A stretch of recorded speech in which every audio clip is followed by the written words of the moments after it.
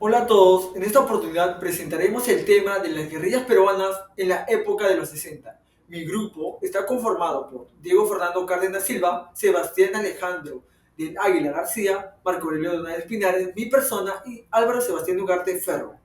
En Perú, las guerrillas de 1965 surgieron en un contexto de desigualdad social, con un campesinado oprimido y en busca de reformas agrarias.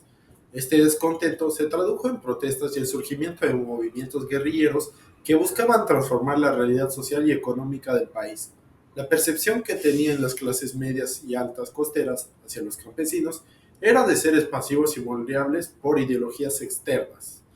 Los enlistados en las guerrillas tenían una visión romántica y voluntarista de lucha, lo que llevó a un sesgo en su análisis de la realidad peruana y a una subestimación de sus capacidades políticas en el campesinado. Esta visión era reflejada por los medios de comunicación de la época, que en su mayoría eran de tendencia liberal y conservadora. Utilizaban lenguajes que deslegitimaban a los campesinos. Otro punto importante fue el asesoramiento legal del Partido Comunista a los campesinos, lo que les permitió llevar a cabo tomas de tierras de forma pacífica en muchas ocasiones. A pesar de estas acciones organizadas, los medios de comunicación continuaban presentando a los campesinos como seres violentos y desestabilizadores, influenciando en la mala percepción pública e influyendo en las relaciones de los guerrilleros con las comunidades campesinas.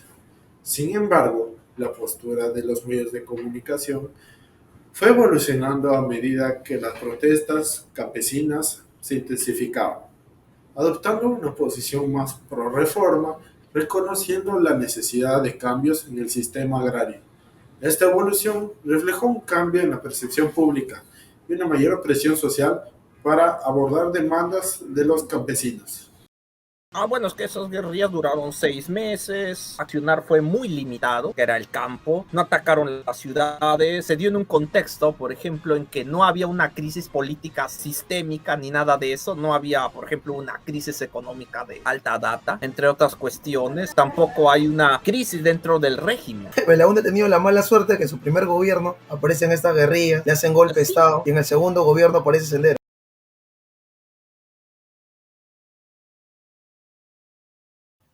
La lectura de Daniela Rubio Guisec, titulada Las guerrillas peruanas de 1965, entre los movimientos campesinos y la teoría foquista, les mencionaré los 5 hechos más importantes, comenzando por sus movimientos previos, donde antes de la llegada de las guerrillas, los campesinos habían logrado defender sus intereses, especialmente la lucha por sus tierras.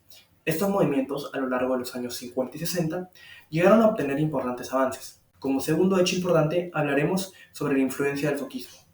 Acá es donde las guerrillas peruanas adoptaron la teoría del foquismo de Ernesto Che Guevara, donde se proponía un foco insurreccional para desencadenar la revolución. Pero lamentablemente, este foco no se adapta bien al contexto peruano, ya que ellos habían implementado su propio método de lucha. Como tercer hecho, tenemos el paternalismo de las guerrillas, donde podemos decir que estas guerrillas adoptaron una postura paternalista hacia los campesinos, subestimando sus capacidades políticas y sociales. El cuarto hecho, digamos que es el fin de todo, ya que fue el fracaso de las guerrillas debido a que no obtuvieron el apoyo necesario de los campesinos. Esto llevó al fracaso de las insurrecciones armadas en 1965. Y como último hecho importante, tenemos la influencia en la política peruana, donde a pesar de su fracaso, las demandas y las acciones de las guerrillas llegaron a obtener un impacto a las reformas sociales que se implementaron en el gobierno de Juan Velasco Alvarado de 1968 a 1975. Gracias.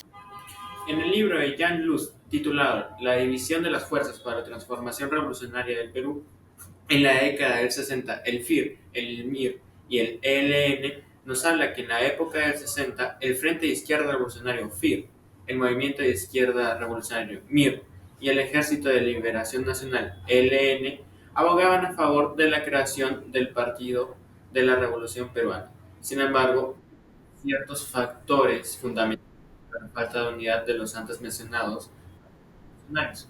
Por un lado, tenemos las diferencias de origen. Mientras que el ELN es conformado por excuadros del Partido Comunista del Perú, no tenía problemas en el origen trotskista del FIR. Sin embargo, sí tenía problemas con el pasado aprista del MIR, y estos tenían problemas con una fracción trotskista del FIR.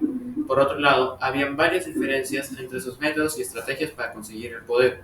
Por ejemplo, según el FIR, la organización de sindicatos campesinos según los trotskistas eran el fundamento de la revolución, mientras que el MIR y el ELN, que si bien no estaban en contra de crear organizaciones en contra del poder actual, la línea principal era la organización guerrillera.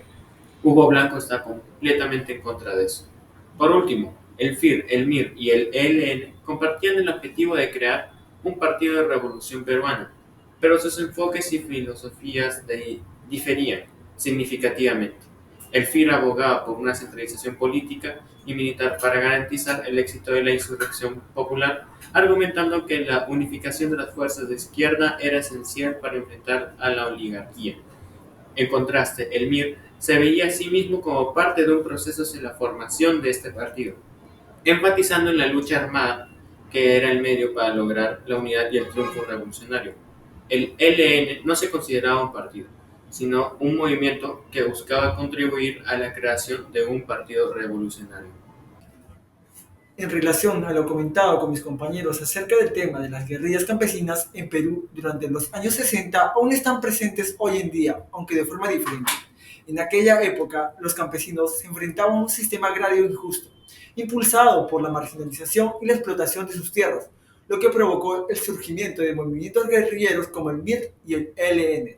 Aunque esas guerrillas no lograron su objetivo revolucionario, su lucha por los derechos territoriales y la justicia social siguen vigente. Un ejemplo claro es el conflicto en Apurímac entre las comunidades campesinas y la minería Las Bambas, donde los campesinos defienden sus tierras contra la explotación de recursos y el incumplimiento de acuerdos. Este conflicto actual refleja las tensiones de hace décadas, mostrando que la lucha por el control de las tierras y los recursos naturales siguen siendo una preocupación central para las comunidades rurales. Al igual que en los años 60, los medios de comunicación continúan influyendo en la percepción pública, presentando a los campesinos como desestabilizadores sociales, lo que agrava la situación.